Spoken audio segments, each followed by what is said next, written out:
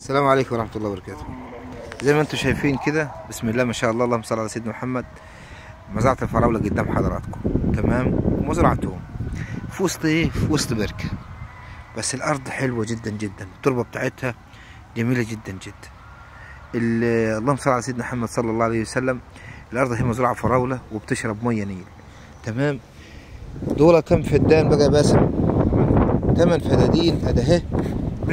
ملك عقد اخضر، ميه راحه، تمام. اللهم صل على سيدنا محمد. جيران هذا بقول لك زي ما انت شايف كده، هو الفراوله.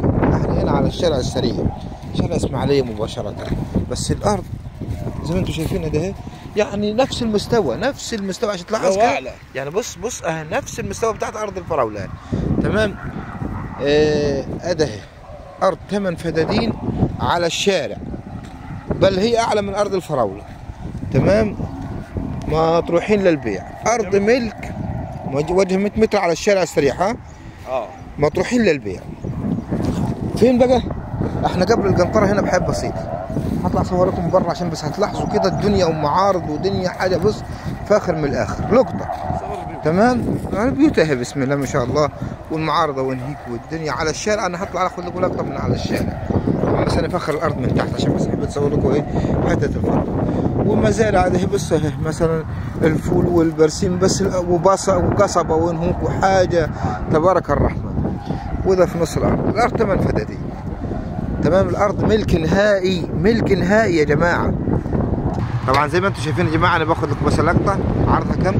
عرضها 100 متر، 100 متر على الشارع، تمام. هذا بس باخذ لكم لقطه، هي عجالين كده، تمام.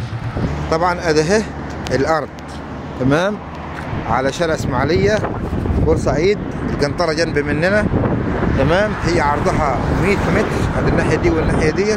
شفتوا انتم مستوى الاراضي من تحت عامل ازاي، لكن هي من شكلها تكون من بره عامله بركه، تمام. الاراضي جنب حضرتك كده من هنا، المانجا الناحيه الثانيه. في طبعا بنزينه او وين هي، وفي معارض وانت ماشي لعند اسماعيليه، تمام. طب الارض الناحيه فيها وتخلص من الصبح، تمام. يعني من 1,500,000 ل 1,600,000، 1,500,000 1,600,000. الارض ملك وفرصه لكل المستثمرين على الشوارع زي ما انتم شايفين حضراتكم. والله حاجه يعني بسم الله ما شاء الله تبارك الرحمن. اي مشروع اي حاجه بسم الله ما شاء الله. مكان استراتيجي. قبل القنطره، احنا قبل القنطره بكم كيلو؟